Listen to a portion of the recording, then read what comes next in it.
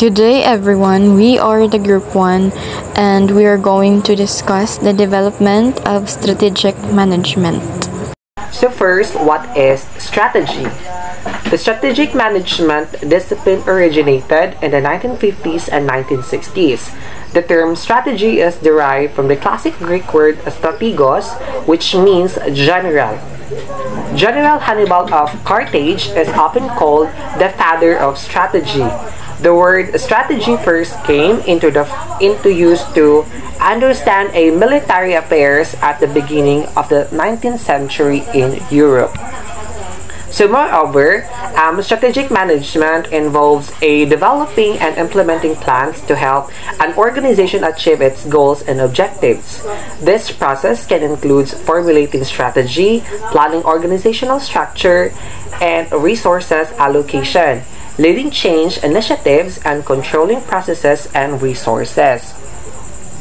So therefore, strategic management provides a overall direction by developing plans and policies to achieve objectives and allocating resources to implement the plans.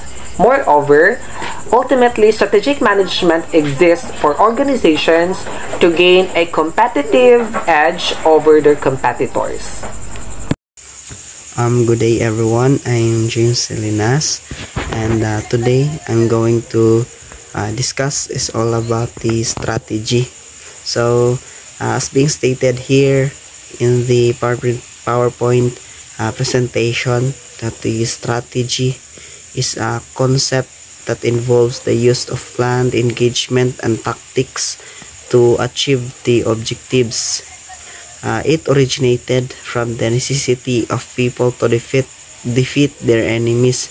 So the strategy is being used na way back from the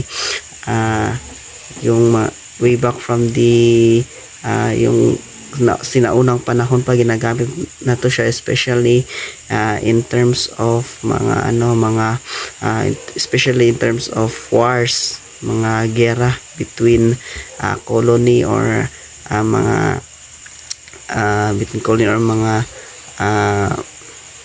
mga bansa. So by developing the strategies, the military leaders and nation nag-aim sila na ma-maximize their chances of winning, and also they want to minimize the losses. So throughout the history, the use of strategy had a profound impact on the map of the world and rise and fall of nations. So yung successful na paggamit ng strategy is nagli-lead to the expansion of empires, kasi by using ng magandang strategiya is syempre nanalo sila sa mga gera, and nag-expand din yung mga empires nila and conquest of new territories. So and also the establishment of dominance over rival powers. So on the other hand, by using kanang hindi magandang strategy is nagre-resulta naman siya sa defeat or losses of territories, kabaliktaran, and even downfall of entire civilization or entire nation. So the use of strategy is played a significant role in shaping the course of the history, because kasi nagde-determine din ito ng fate ng isang nation, kung maganda yung strategiya mo is kung maganda yung strategy mo is maganda din yung kakalabasan or maging resulta nito, nakabase yung fate ng isang nation sa strategy na gagawin. And yan lang po, and thank you. So ayon kay Kenichi Omei o Omei, correct me if I'm wrong na lang kung musik man. So na isang business strategist at isang author ng The Mind of the Strategist. Ang sabi niya is, ang sole purpose talaga ng strategy ay para paganahin ang isang kumpanya na makakuha ng mga wastong bagay na sapat at may posibilidad na mapanatili nila ng maayos at para di rin maging mabilis ang pagbagsak ng isang kumpanya. So bibigyan ko kayo ng isang example ha. Dito sa amin malapit lang Sulop. Sa Sulop is may bagong itinayong isang gas station. At pangalan ng gas station na yun ay di lang natin papangalanan para for safety purposes na rin kasi So yung gas station na yun is nag-work lang siya until siguro mga 3 to 4 weeks lang ata or isang buwan lang. After nun is nagtaka ako bakit ngayon sarado sila. So may mga nasagap ako ng mga chismis, syempre marites ako ito sa amin may nasagap ako mga balita na ipinasara muna ng panandalian yung gas station na yun sa kadahilan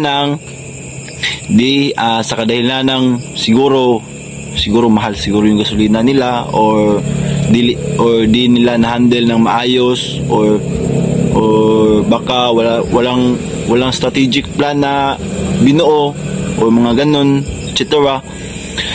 So yun na yun, nagsara sila ng mga ilang buwan.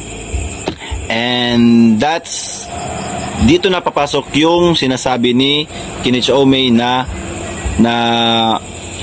sinasabi niya ang sole purpose talaga ng isang strategy is yung pagganahin talaga, di ba? So continue tayo ha. Asan na ba ko?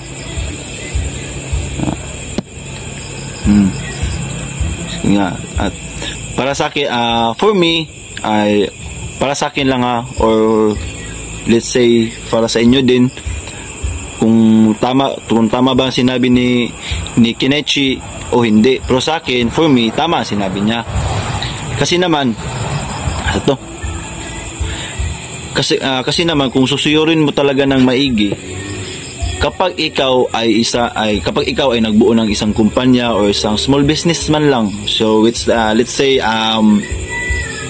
yung business mo milk tea or something like ukay or mga ngana ang mga start-kwan ba business. So alam nga naman natin na di tayo magsasagawa ng isang strategic plan or yung mga pangunahing bagay kung ikaw o ako ay magtayo ng business. So dapat may strategic plan ka talaga. Kaya kung wala kang strategic plan, paano na? Dito na ba papasok yung kanta kanta ng sino ngayon? Nung magaling ka lang sa umpisa. Mga ganun ba? Mga ganun bagay na mayra ka, kung in Bisaya words, mayra sugod. Muna yung mga kuandron. So, we back. So, kung ikaw ay magtatayo ng isang business or kailangan mayroon ka talagang kanang let's say strategic plan for your business para lumago ito. Kaya kung wala kang strategic plan, wala. Di yan magtatagal yung business mo na yan. So,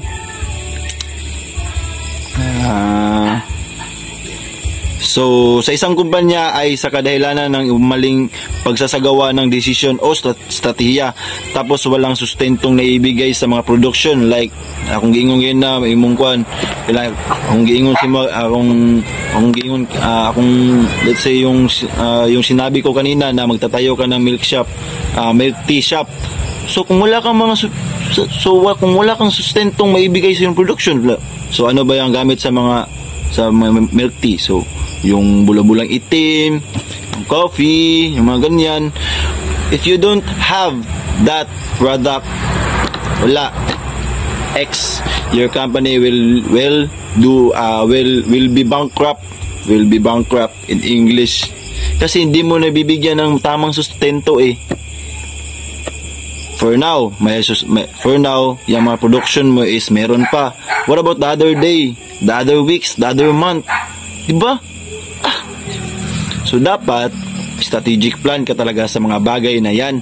Alam mo yung mga bagay na kung anong meron sa isang kumpanya mo. So lastly, if you have a better plan or you have the strategy, ulit. If you have the company, make sure nga you have the better plan or mayroon kang better strategy for that business. If that's so, that company will grow and grow and grow in the near future. Thank you. Good day everyone, I am Jorlyn Malayang and I am assigned to discuss this slide, which is the military strategy and military doctrine. So when talking about strategy and military, it means that it guides the leaders in making decisions about where, when, and how to employ forces against the enemy. And it's a very critical element of military because without strategy, you can't win any battle ahead. Kasi walang plano eh. Walang mga hakbang na isasagawa laban sa mga kalaban. So, how can you win, di ba? Strategy in military means mga plano or hakbang. For example, ikakat nyo ba yung supply lines ng enemy? Yung mga weapons nila? O sasurpresahin nyo ba sila ng atake? So, it says here that military strategy involves using military resources such as people, mga tao na sasabak sa giyera, equipment, mga kagamitan or weapons such as guns, bombs, and information against the opponent's resources. Ibig sabihin, lahat ng information ng kaaway mo, no? This includes the number of troops, types of units, such as infantry, armor, air force, navy, and the hierarchical structure of the enemy forces. Even sa mga locations and movements ng enemy, dapat alam mo, no?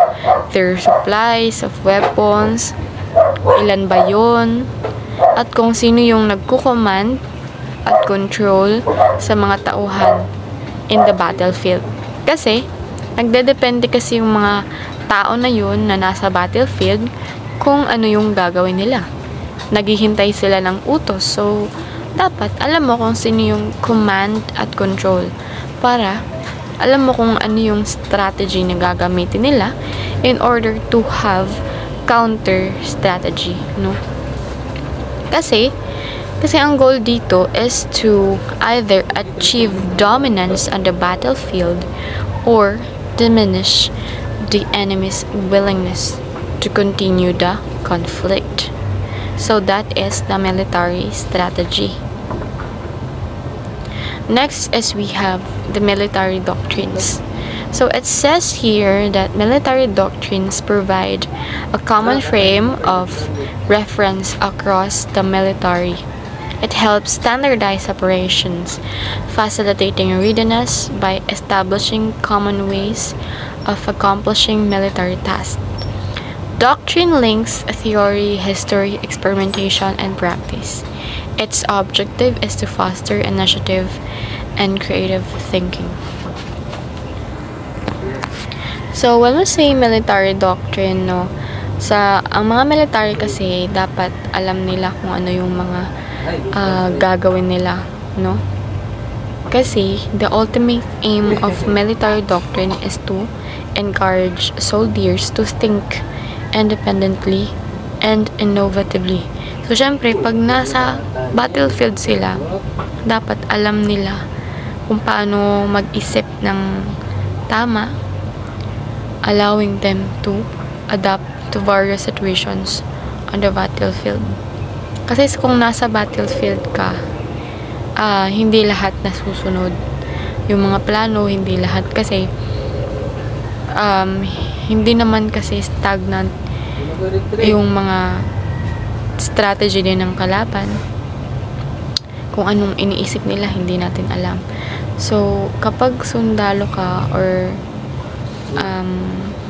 isa ka sa mga nagtatanggol sa bayan, when you're in the battlefield, you have this combat readiness, no, in a consistent manner for executing military tasks. Because doctrine connects theoretical knowledge, historical lessons, experimental insights, and practical experience.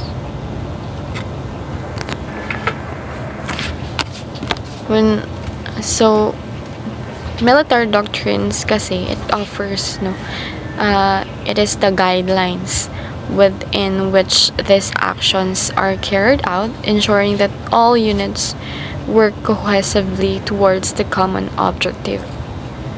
So, in conclusion, this military strategy and military doctrine are vital for the sources of military operations and the overall effectiveness of the armed forces. So, that would be all for my part, and this is the last part of our report. So, that's all. Thank you for listening. God bless us all.